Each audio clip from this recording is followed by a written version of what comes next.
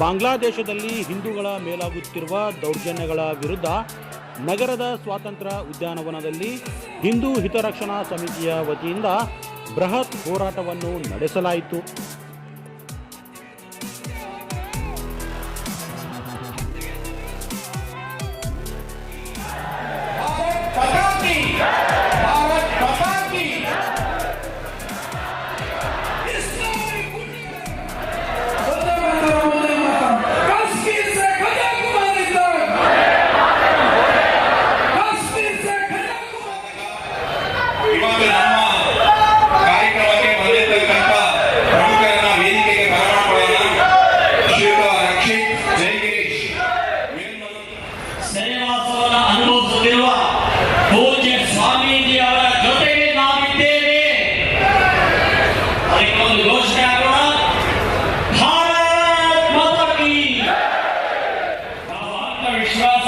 ಎದ್ದು ನಿಂತು ಧರ್ಮ ರಕ್ಷಣೆಗೋಸ್ಕರ ಇಡೀ ಮಾನವ ಕುಲದ ಸಂಸ್ಕಾರವನ್ನು ಬೆಳೆಸೋದಕ್ಕೋಸ್ಕರ ನಾವು ಯಾವತ್ತೂ ಸಹ ಹಿಂದೆಗೆಯಬಾರದು.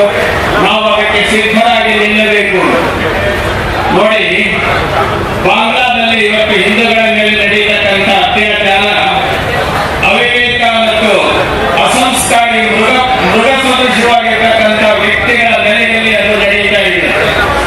ಆ ರೀತಿ ಹಿಂದುತ್ವವನ್ನು ಸಂಪೂರ್ಣವಾಗಿ ವಿರೋಧಿಸುವಂತಹ ಷಡ್ಯಂತ್ರ ಯಾರು ಮಾಡ್ತಾ ಇದ್ದಾರೆ ಇದನ್ನು ನಾವು ಗಮನಿಸಬೇಕು. ನೋಡಿ, ಇವತ್ತು ಪ್ರಪಂಚದ ಯಾವುದೇ ದಿಕ್ಕಿನಲ್ಲಿರಲಿ, ಯಾವುದೇ ದೇಶದಲ್ಲಿರಲಿ, ಅಲ್ಲಿರ್ತಕ್ಕಂಥ ಹಿಂದೂಗಳು ಆ ದೇಶಕ್ಕೆ ಯಾವತ್ತೂ ಮಾರಕವಾಗಿಲ್ಲ, ಆ ದೇಶಕ್ಕೆ ದ್ರೋಹವನ್ನ ಬರೆದಿಲ್ಲ, ಆ ದೇಶದ ಬೆಳವಣಿಗೆಯಲ್ಲಿ ತಮ್ಮದೇ ಆಗಿರ್ತಕ್ಕಂಥ ಪ್ರೇರಣೆ ಪೋಷಣೆಯನ್ನ ಕೊಟ್ಟಿದ್ದಾರೆ. ಇವತ್ತು ಪ್ರಪಂಚದಲ್ಲಿ ಅದು ಗಮನಿಸಬೇಕಾದದ್ದು ಇಂಗ್ಲೆಂಡಿನ ಪ್ರಧಾನಿಯಾಗಿದ್ದ ಋಷಿ ಸುನಾಕ್ ಆಗಿರಬಹುದು, ಅಥವಾ ಅಮೆರಿಕಾದಲ್ಲಿ ಇರ್ತಕ್ಕಂಥ ಉನ್ನತ ಹುದ್ದೆಗಳಲ್ಲಿರ್ತಕ್ಕಂಥ ನಮ್ಮ ಭಾರತೀಯ ಪರಂಪರೆಯ ಸಂಸ್ಕಾರವನ್ನು ಹೊಂದಿರುವಂತ ಹಿಂದೂ ವ್ಯಕ್ತಿಗಳಿರಬಹುದು.